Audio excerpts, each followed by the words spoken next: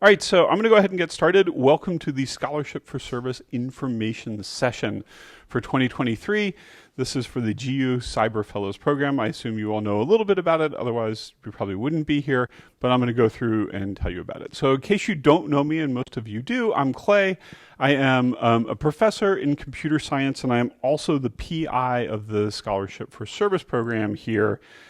And by the way, when I say SFS on these slides, I mean Scholarship for Service, not School of Foreign Service. For those of you in the STIA program, it shows up way too many times and the acronym is overloaded, so that is problematic. So it means I'm in charge of this. Like, it's not just me who does this. There's also Mark Maloof, Micah Schur, David Lipscomb, and then a whole bunch of other people in the administration who support us. So there are a bunch of us. I'm just have the ultimate responsibility. And I guess I'm the one who goes to jail if money gets embezzled or something like that. So I would very much like for you to have a cupcake. I was told 18 people registered, so I got 18 cupcakes so that everybody would have one. If you don't want a whole one, you can cut it in half. If you don't eat one, my children will actually be happy because they will have a cupcake then. So here's what I'm going to talk about tonight. I'm going to try and address the things that are most important to you up front, which is what are the odds and who is eligible, and then I will go in more detail about the program and a history in case you have to go, how it works, and what the application process is like.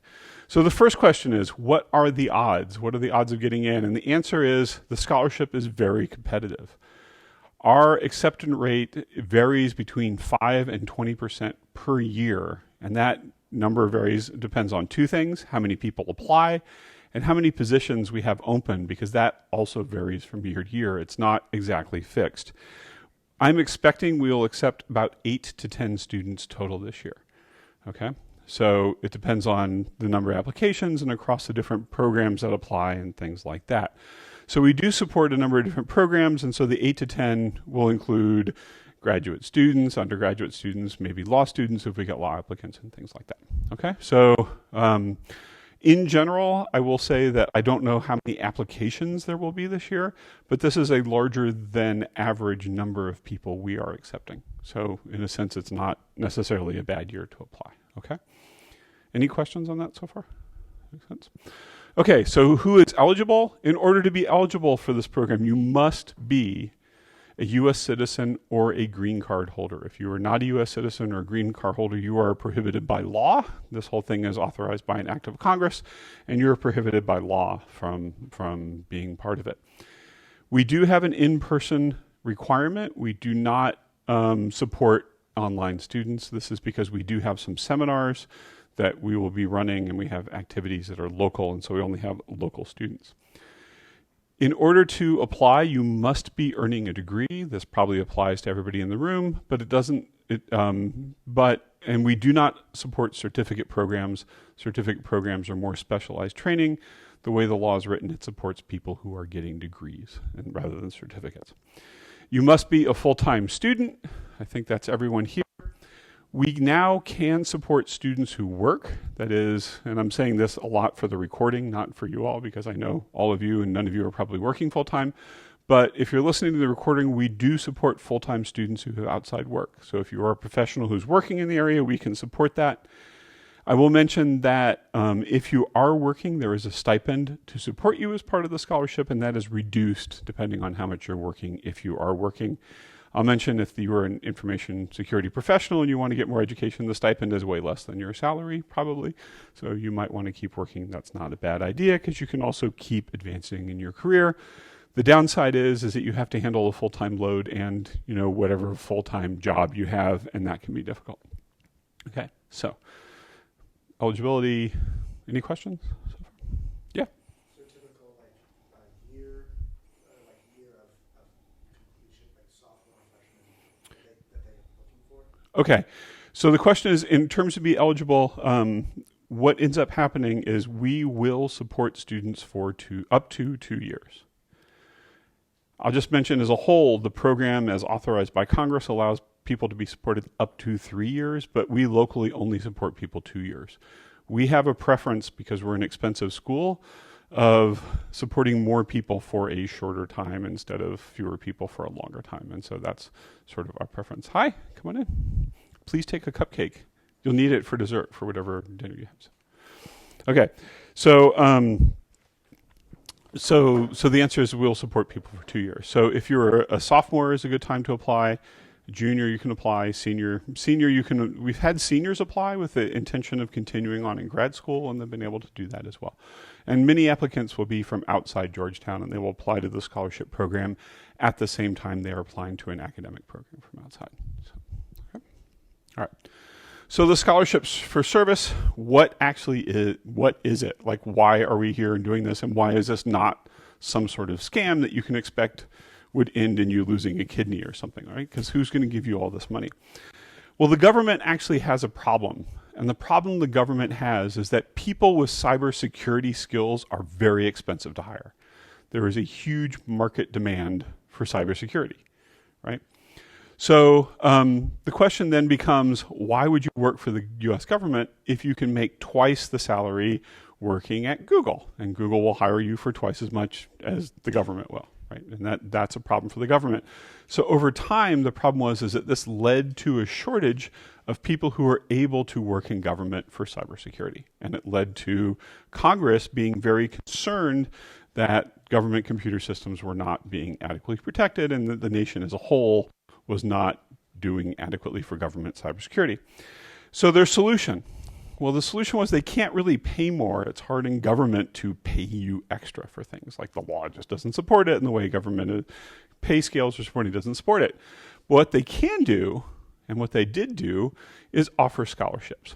And the idea behind this is you can sort of think of it as prepaying salary, right? Like if you get a full scholarship for several years and then you go to work for government, the money for your scholarship, sort of offsets the loss that you would have had if you'd stayed and worked for Google. And so the result is a scholarship for service program. This is a big program. It's not unique to Georgetown. Right now, there are about 90 schools across the country that participate in this program, and they have scholarship for service programs. I will tell you, you're only allowed 3 years of support out of the scholarship for service program in total. You can't necessarily do like 2 years here and then go get a graduate degree as well, right? The program, it's limited across all the programs. The schools that are funded range very widely, like in terms of what the school is like and the type of students they turn out. They go from small community colleges all the way up to kind of more selective schools like Georgetown. And these schools all produce very different students. Like the students and the things that they do when they come out of different schools are all very different. And I'm just going to make an aside. And what I'm going to say is that cybersecurity, saying that you're working in cybersecurity is like saying that you're working in medicine, right? You don't just go get like a medicine degree, right? You get a degree in some particular area of medicine. You're a nurse anesthetist or a respiratory tech or a doctor or a surgeon or physical therapist. There's like tons of different things. They're all in medicine, but they all have different responsibilities and they work together as a team to promote health. And it's the same way in cybersecurity, right? In cybersecurity, there are a lot of different positions and they all do slightly different things. You can be a system administrator or a cyber defender, which is somebody who monitors networks for intrusions and responds to them. A forensic analyst, who is somebody who looks at devices to determine if something has gone wrong and figure out what happened if they were intruded on. You can be a software engineer who writes code. You can be a system analyst who looks at the whole system and figures out what the needs are to protect that entire system. You can be like a program manager who oversees the development and procurement of things, a program auditor. These are people who go in and make sure the rules are being followed. Cyber policy and strategy planner. If you're a STIA or an SSP student, those are the types of things that you're aiming for, okay? So these are all a variety of jobs. If you're curious what jobs are actually available, what you can do is you can go online and you can look for this thing called the 800-181 Cybersecurity Workforce Framework. And this is a publication out of NIST. This is the National Institute of Standards and Technology, and they write all the rules for government computer stuff. And so this describes all the different jobs. There's a lot of them, okay? So the Scholarship for Service program nationwide turns out all of these positions and more, just tons more. Now, I was telling folks before we came in, we tend to produce students who are in kind of more specialized positions. Like our students very often go into research or analyst or management type positions because you all have just a different skill set coming out of Georgetown, right? And it's a very attractive one. Like our students generally don't have much problem getting hired. Okay, so as you may. All right, so that's like the overview of the program and why it exists. Okay, here is how the program works. Students in the program get full support, and I don't want to like shout, but it is really full support, right? Absolutely full support. All tuition and required fees, every penny of it. You get a stipend for living. This stipend is $25,000. It's paid half each semester. So as an undergrad, you would get $12,500. As a graduate student, you would get $17,000 a semester to live off of. You get $6,000 a year for textbooks and professional development. So we pay for all your textbooks, and after you've paid for textbooks, you typically have about $5,000 left, and you can pay that. You can get professional development with that. And I think I'll talk a little bit more about what actually constitutes professional development. And you also get health insurance. So how much money do you all think this is? It's a lot. It's a lot. It's a huge amount of money, okay? So for professional development funds, you do get to choose what to do with your professional development funds as long as I approve it. And essentially what I'm looking for is something that what I'm looking for is that when I get audited as the program manager of this one day, and they go, why did you approve this person doing that? I go, they're in this area, and the thing that they paid for is going to support their professional career in this way. And if I can justify that in an audit, then I'm good with it. That's pretty much how it works. Yeah? So does that apply only to professional development that'll better you as a working in your position than you will have? Yeah, it's typically cybersecurity related. So things like certifications, conference travel to cybersecurity conferences. But people have done a bunch of different stuff with it over different times. So it just depends on what their needs are. Yeah. Uh-huh. So here's the deal: is if you want health insurance, we'll pay for it. And if you don't want it and you want your own, that's fine. We won't pay for it, but it's just sort of naturally included if you want it. If you're covered under your parents or something, that you don't want it, and there's reasons not to take it. They're pretty minor, but so yeah. So it covers like tuition fees and Uh-huh. living stipend, Yeah. room and board. Room and board are not included, but they can be paid out of your stipend. Like the idea of paying the stipend is that you can eat and like have a dry place to sleep and stuff like that. Right? Does that make sense? So, yeah. Does the stipend get audited, like in the sense, like No, we give you one large cash chunk at the beginning of each semester, and then you are on your own. It's not like I'm going to come and like verify you live someplace and that you're eating, right? Like we're going to assume that you're responsible. like if I'm like an RI on campus and like Just we're going to give you a bunch of money and you're going to use it to live. Now, if you're an RA, we'll have to talk because we'll have to talk about your work expectations as an RA and how many hours. Because if you're working more than a certain number of hours, we have to reduce your stipend. So there's sort of a trade-off. Does that make sense? You can. I think you might have come in a little late. You are allowed to work, but depending on how much you are working, we might have to reduce your stipend. So if you're working more than 15 hours a week, we have to cut it in half. And if you're working more than like 30, you don't get a stipend. So, and I did those numbers off of memory, and they might be wrong, but they're ballpark. You get what? So what ends up happening is if you have a job, you talk to me and go, I have this job, and is that okay? And I will probably say yes. Like if it's up to 5 hours, normally I'm like, no problem. If it's up to 15, we prefer it's cybersecurity related. And if it's more than that, then we'd have to talk, because then we have to start talking about reducing your stipend. Does that make sense? Okay, sorry. Also, Uh-huh. what about like paid internships? Paid internships count as being paid, and so we have to reduce your stipend if you're going beyond the right number, if you're going beyond the number of hours. So, yep. And you get full support as students, so like in the summer. Okay, we'll talk about this is the academic year support. Summer support is separate. So, okay. All right, so professional development funds, you get to choose what to do with it. For the most part, you're going to buy your textbooks out of this, and we can reimburse you for textbooks. You have to go to the job fair. You have to go to the job fair. Where do you have to go? The job fair. Okay, once a year, there is a program-wide job fair.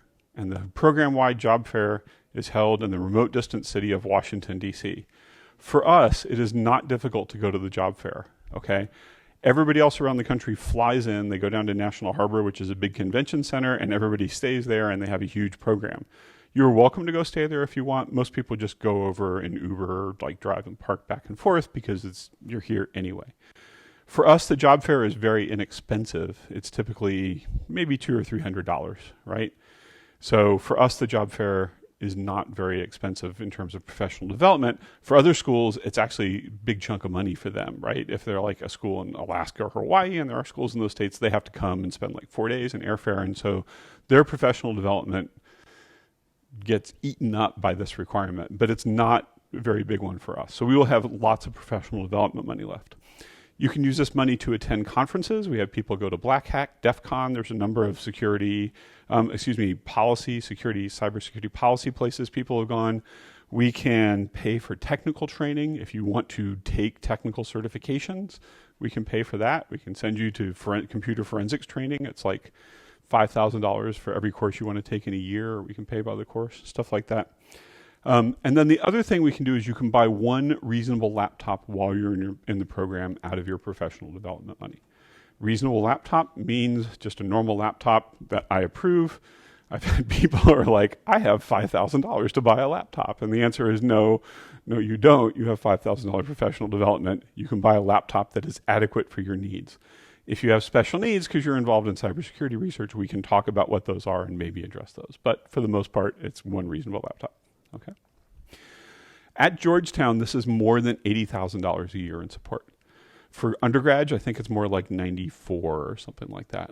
It's a lot of money, okay? Now, as I was saying earlier, we only commit to up to 2 years of support program-wide. Some schools do 3. We're very expensive. We have a limited pool of money. We would rather get more people through the program, and so we limit it to 2 years.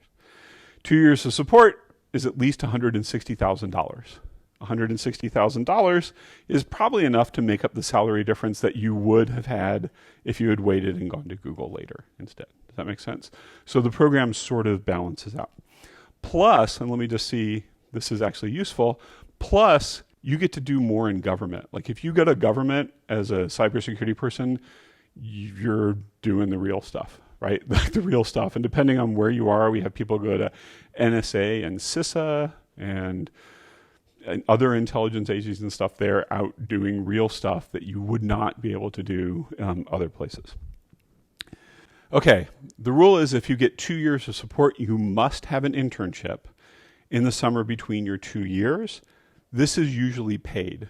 Not always, some people get unpaid internships, but this is usually paid. So on top of all the money that you get through the scholarship, you also have the opportunity to get internship salary over the summer, okay? Now, I'm not sure, and I'm saying this mostly for the recording, how this works for people who are working full-time. It hasn't come up, but if somebody's working full-time, we can figure out what to do in that case, okay? Yeah? The paid internship during that summer, 2 years, is that something that we find out ourselves and approve, or is it something that... Yes, so what will happen is if you come into the program as a junior, we will tell you right away, start looking for an internship for next summer. The job fair that we all have to go to, I don't know if I mentioned that you have to go to that, you have to go to the job fair. The job fair is often a good place to find internships. People go there knowing that students are looking for internships. You're in Washington, D.C., there are branches of government located here, so we are in a pretty good environment to be able to find internships. Most people don't have a big problem, but it is up to you to find it, and we will, when you come into the program, talk to you about how to go about doing that and make sure that you're doing it. That's like your responsibility. So, yeah. When is the job? Oh, excellent question. Job fair is usually the second week of January. It was just like 2 weeks ago. And so it used to be earlier. It almost always falls on the first and second day of classes now, which is super annoying. So, but anyway, we have to go to the job fair. And if you're in the program, we'll talk about that. But I'm telling you up front, you have to go to the job fair. And chances are that like some of you will be in the program next year and you will not want to go to the job fair. And I'm telling you, you have to go to the job fair. You have to go to there's nothing wrong with it. You just have to go, okay? And we can talk about this sometime where on something that I'm not going to put up on YouTube, okay? But you got to go to the job fair, okay? All right. So that's all the benefits. A boatload of money, preferential hiring. Did I mention the preferential hiring? I'll mention it eventually. You have preferential hiring government, but it's mostly a boatload of money, like just a lot of money, right? And that's great. And you don't have to give up your kidneys. In exchange, here's what you have to do. You have to work for government in a cybersecurity position for as long as you were supported with a minimum of 1 year. We have had students come into the program for 1 semester of support. They needed the money and they wanted to work for government anyway. They were going to work for a year. They had to work for a year. So if you are in the program for 1 year, you have to work for 1 year. If you're in the program for 2 years, you have to work for 2 years. That's it. That's the maximum commitment is 2 years. And I'll tell you, as an old person, that's like free as far as I'm concerned. Like 2 years is nothing, right? If for some reason you do not get a government cybersecurity position and remain in it for a long enough time, it turns into a loan and you have to pay it back. We do not want this to happen. You don't want to suddenly find yourself with like $160,000 in loans. So you asked about health insurance. One of the reasons not to get health insurance through the program, if you have it, is so that the amount of money we give you is not as huge, and then you don't have to pay it back if something goes wrong. Similarly, when you're making professional development requests, one of the things I keep in mind is I'm not going to let you buy expensive stuff because I don't want you to have to pay it back if something goes wrong, right? It's not free money. In the worst case, you will have to pay it back. Paying it back would be bad for you, don't you think? Anybody happen to have like 160 grand sitting around? Like you wouldn't need the scholarship necessarily if you did, right? But let's talk about it. It would be bad for you unless Google or someone paid them off. And this happens. What ends up happening is people, and it hasn't happened here, but it has happened at other schools, and it's like the nightmare for the PIs, is Google will come along and go, hey, I want to recruit you, come work for Google. And you're like, oh, I have this scholarship. And Google's like, how much? Here you go. We will pay it off for you. And Google will just like pay off your loan for you so you don't have to do it, okay? This is bad for us. And by us, I mean the scholarship program. It's really bad for us. And here is why.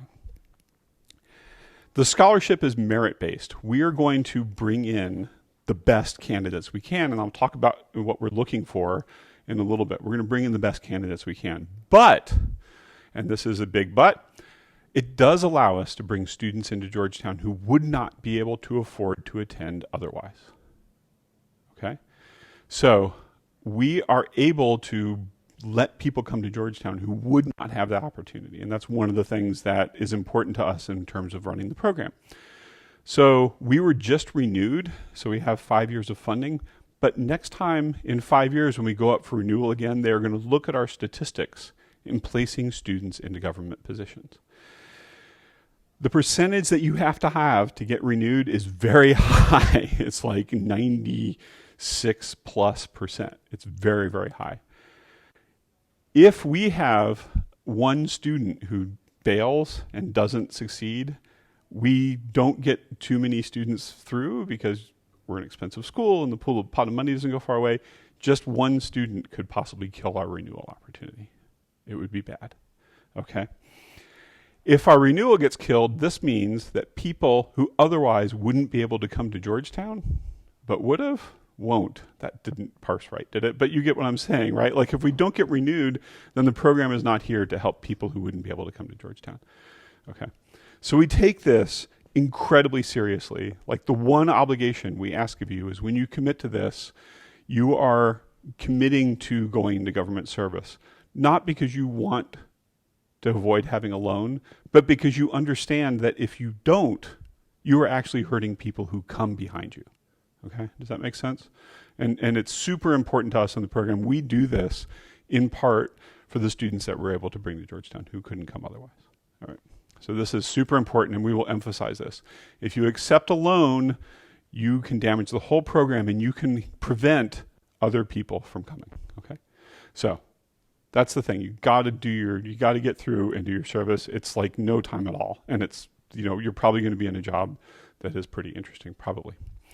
A couple other things you have to do to be in the program. You have to take enough cybersecurity classes to make you employable. This isn't necessarily a big deal. I do want to emphasize though, and again, this is more for the recording people watching online, we are a scholarship, we are not a degree program. So if you're applying for the scholarship, you also have to apply separately for a degree program. Some schools, the scholarship and the program are sort of mixed. You apply into the program at once. We are not one of those schools, okay? So you must apply to a degree program as well if you're not already one in one on campus. Now, the required classes differ by program. If you're in computer science, you need to take network security and information assurance and crypto if it's offered, if possible. Not impossible, they're all pretty straightforward courses. In STIA, if you're a STIA student, we expect you to take network security and information assurance, okay? And most people don't have a big deal with that. If you're applying for the Security Studies program, the graduate program, it really depends on what is offered. We will help you work with classes and get what you need, but we do recommend that you take the hands-on computer security course as an SSP student. If you're applying for the Master's in Cybersecurity Risk Management through the School of Continuing Studies, you're all good. That program is fine. Now, because we're running a scholarship and not an academic program, and Georgetown is a big place with a lot of degree programs, we don't know everything that's going on. So if you're in another program that we don't say we support, we might be able to support you, right? So it just depends. We can support any program that teaches enough cybersecurity specific courses to make you employable. And there might be different ones on campus we don't know about right now. So if you want to apply to the program, and it wasn't one of the programs I mentioned, CS, STIA, SSP, law, we have law students, so we sort of know that works. But if it's cybersecurity risk management, you need to email me, and we need to work out ahead of time if the program that you're interested in applying for or working with is going to have enough cybersecurity content to allow you to be employed. Okay. So do not apply if you want a program outside of those and you haven't emailed, you need to check first. Other requirements. While you're in the program, we will have what we call the cybersecurity seminar. This is just essentially a meeting of the students in the program periodically. We meet every 2 to 3 weeks during the academic year. We talk about how to look for jobs, how to get security clearances, how government cybersecurity rules and regulations are structured, and a bunch of the acronyms. You'll know those. It's just useful kind of basic stuff. We'll have a communications seminar during your first year. It's 1 credit hour for the first 2 semesters in the program. It is about writing based on policy things. It's about presenting and things like that. Oddly enough, this is the differentiator for our students who have been employed. Like when we talk to the employers of Georgetown students, they go, all the students had this and it turned out to be super useful. And we're like, wow, we did not know it would be that useful when we proposed it, but we're definitely doing it now. So it's been very useful. We will, and the other thing you're required to do is your internship or your job hunt. Okay, so you have your normal classes, you have these seminars, which are not incredibly demanding, but you'll have to do some work, and you'll have your internship job hunt. This takes time. You got to keep an eye on jobs. You have to prepare your security clearance documentation, your resumes, and you have to eventually go interview and talk to people and stuff like that. Okay, so it's all there. And then the other thing you have to do is you have to go to the job fair. Okay, and it sounds like, it's awful. It's not. You just got to go, and nobody wants to because it's like the first day of classes. It is typically early in January, and you will have to go to, unless you have a job completely arranged. Like, I need to see the signature on the agency documents that you have a job, and otherwise you will go. Okay, it is 1.5 days. Typically, it's like Wednesday evening and then Thursday all day are the days that we go. Okay, and so, all right. Have I overemphasized it? I made it sound terrifying now, didn't I? Like, it's going to be awful. It's not really awful. It's fine. Okay. So one thing I do want to note is that, the scholarship can turn into a loan if you don't get a job. So people are often worried about not getting a job, reasonably so, right? Because you don't want to take on something that could possibly be a giant, financial burden and then not get a job. That would suck. But SFS graduates, the scholarship for service graduates, are incredibly high demand. Like, they did a study a while ago and they asked all the government agencies where they expected to hire their cybersecurity folks from, and like the whole government said across the whole government, they expected about 1/3 of all their hires in cybersecurity positions to come out of this program. And this program graduates like enough to fill like 10% of all the positions. So the demand is like 3 times the supply, which is, I think, why it's gone from 70 to 90 schools. So the demand is very high. And if you're part of this program, you fall into a special hiring category. They can hire you much more quickly than they can other people. And so that goes fast sometimes.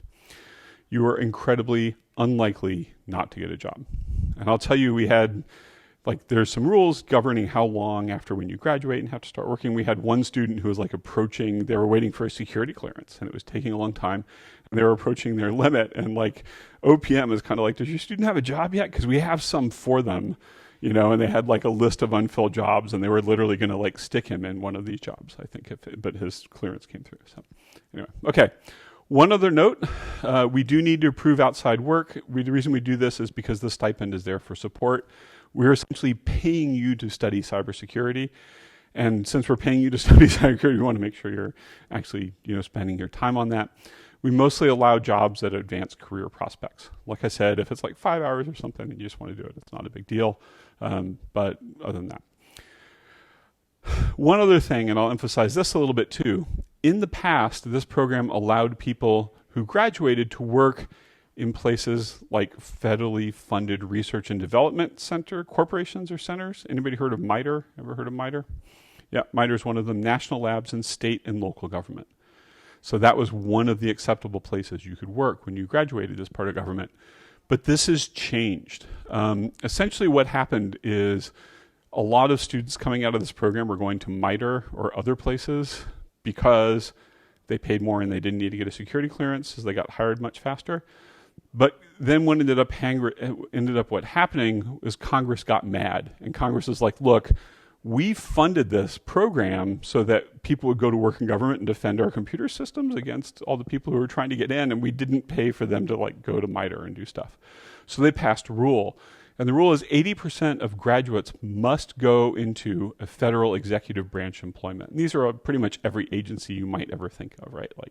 All the intelligence agencies and just CISA and Department of Homeland Security and all those things, right? So you have to do that. So going into the program, you have to understand that the expectation is that you will get a job in the federal executive branch. You will get a job in the federal executive branch. That is where you will target your applications. That is where you do. You shouldn't expect to work outside at all. We are generally prohibiting employment outside the federal executive branch. The only time we let this is if your job search fails. If everything else fails, then you can start looking there. But that hasn't happened since we implemented this rule. Yeah. No. Not every single one. It depends. I'll talk about that in just a second. Actually, yeah, so. Okay. So applications are open now. They're open through February 22nd. The application process is actually very easy. Okay. Essentially what you need to do is fill out an online form. It's literally a Google Doc that we use to collect your information in a Google form. The name, the program you want, your name, the program you want to support, your educational background, and the names of some references. We will contact your references for you. Please do not have your references send us email containing your letters of reference. We have too many applicants to read every letter, so we only request the letters that we need. Oh, yeah, so that slide says. So only send that. We'll need your resume or CV. We'll need unofficial copies of your transcripts. If you get into the program, we will ask you for official transcripts to verify that you actually didn't alter them in Paint or something like that. So if you're accepted, we'll have to get official transcripts. If you're a current Georgetown student, we don't need that. We can, with your permission, get your transcripts directly. So, but if you have transcripts from another school, we will need to verify with official transcripts. And we'll need a statement about why you want to work in government, right? This program is to put people into government, and we want to see what you want to do in government, okay? All three of those things, the last three things, which are your transcripts, your essay, and your CV, and a single PDF document gets uploaded, okay? So the question is, given the application, what do we look for? And there's a few different things.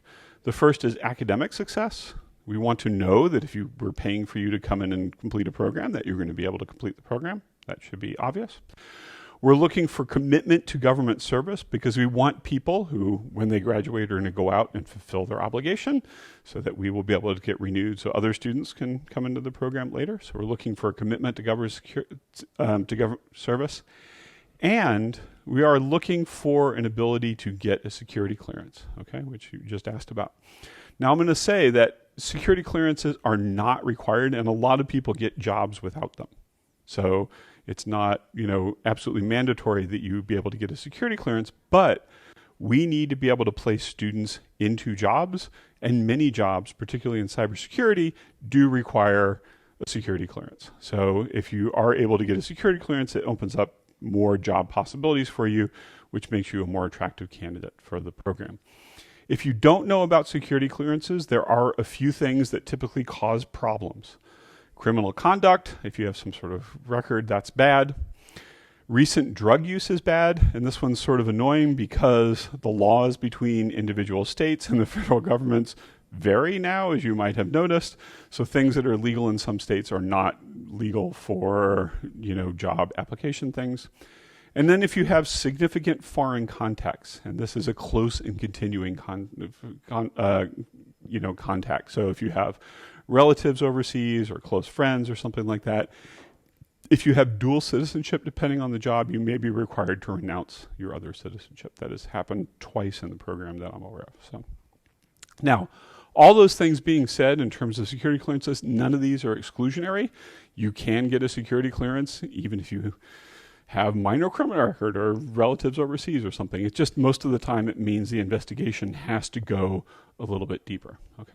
All right. Does that make sense, everyone? So security clearance is useful, but it's not 100% required. Our goal in this program is to find people who will succeed in school and get skills and work in government and complete their obligation there. That's what we're looking for. Straightforward, right? That is what we try and assess in the application program. Are you going to be able to succeed in your application? Are you going to go and do useful cybersecurity work in government and complete your obligation? 2 questions. That's it. The common question then is, what is a strong application? And the answer is we look for people who are going to be able to succeed in their academic program and have a demonstrated interest to committing to work for government. That's it, right? That's the stuff we look for. Right. Make sense, everybody? All right, so I think I've covered about everything now. Are there any other questions? Anything you think I omitted? Yeah. Oh, study abroad. Okay.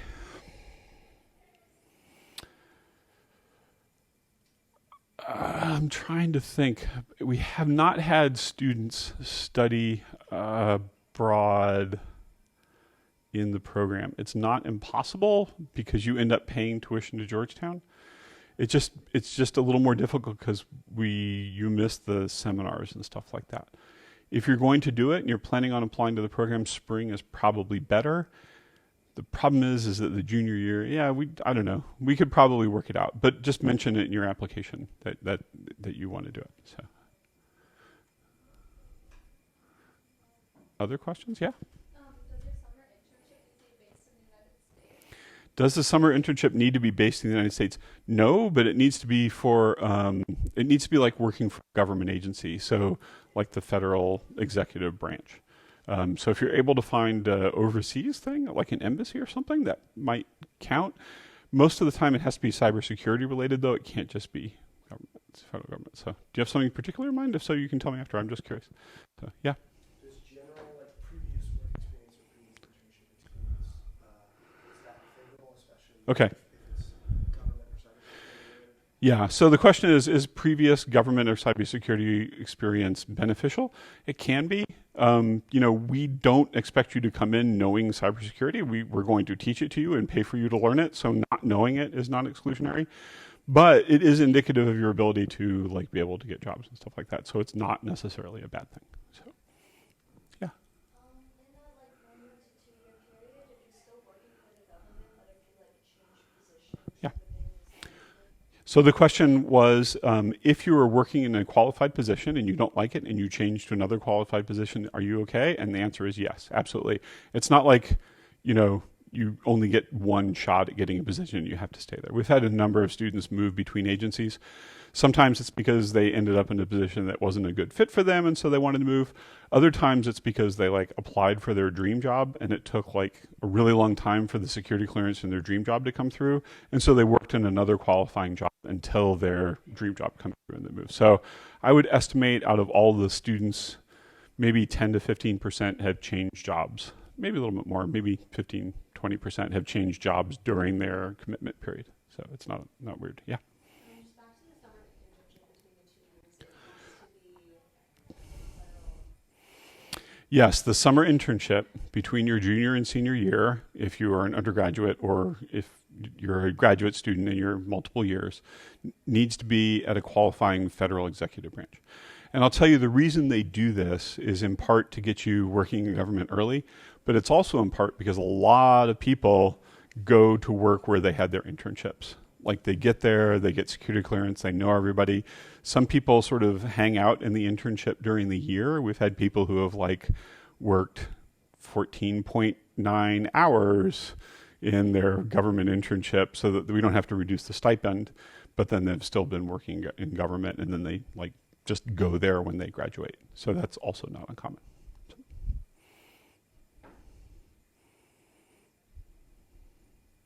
Yeah? Can you touch on what the application process looks like after applications? So after the applications are in, here's the process. We review them. We do a first pass through and we figure out who we want to get letters for, and we send out letter requests. And we also have a pool of maybe get letters, and we hold on to those. We don't send letter requests right away. Then the reviewers look at all the applications and essentially score them on some variant of highly competitive, competitive, not really competitive. And then we sort of sit down in a meeting and argue about who we want to interview. We interview about twice as many people as we have slots, and hopefully that gives us enough people to admit. Sometimes it doesn't, and so then we do a second round of interviews, and we bring in a few more people. And so mostly we are done, and if you apply this year, you will know probably by mid-April if all goes well. What we typically try and do is get to the point where we can do interviews after spring break. And so we'll read everything and send out invitations and schedule interviews after spring break. The interview process is you will have multiple interviews. The reason for that is you'll interview with each of the PIs of the program. Our schedules are really wacky, so it's almost impossible for all of us to sit down and have a joint interview, and so we just do individual interviews, and they're either in person or on Zoom. We've been doing Zoom very successfully the last few years. So each interviewer will ask you slightly different questions, but you can be pretty sure that they're going to be directed to, are you going to be able to survive your academic program? What is your interest in government? Are you able to get a security clearance? In general, and just more about your motivation and stuff like that. My next question, I guess, is obviously if you're a grad student or if you're later in your academic career applying, Yeah, it's not a technical. We're not going to ask you to write code or do any of that stuff. We're trying to get you into the program so you can learn that stuff. So there's no point in quizzing you on it, right? This isn't like we're going to hire. This isn't like we're going to admit the people who have the best existing cybersecurity knowledge. That would not meet the goals of the program, because ideally we would find people who don't know about it and teach them, and then we would have more people who knew about security. So. Mention there's research aspects to certain jobs after the program, but the program seems very technical based. So the program is not entirely technical based. So we as a school turn out students in a variety of areas. When I say research, I think that would probably be mostly the computer science technical students, but we also support students in policy, like STIA and SSP. Those students go off and do very different stuff. They're not technical research. Though I know some students have actually written policy research things, like policy research papers, and I am not a policy person, so I don't remember exactly what they are. But I mean, the type of research is just not technical research. So, yeah. Is everybody like that's involved with the selection process like local to Georgetown then, or is it like? Yes, everybody who's involved is local to Georgetown. So yeah, we're all professors. Yeah. So obviously a lot of different programs apply, like within Georgetown to apply to this program. Is there like some sort of quota? No. So the question is, like, a bunch of people from different programs apply. Is there a quota? And the answer is no, there's not. In fact, we don't even have a quota for admissions. So we have a pool of money, and we spend it over a number of years. And so we have had years we've had just incredibly strong applicants. And so instead of accepting 8 students, we accepted 11. That meant the following year, instead of accepting 5, we accepted 2, right? So we sort of like have to juggle future, but we have the ability to spread, to be flexible depending on what the applicant pool is and things like that. And then, we try to balance the program across we try to balance the scholarship across all the different programs on campus because, we're doing this because hopefully everybody goes out and does something important, and policy is important, right? Having people who understand policy and can do things is also important. And law, we support law students. We have one law student who graduated and one we're currently supporting. So,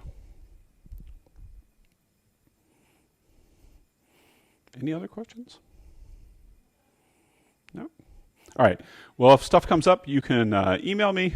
Everything's online. Thank you for coming.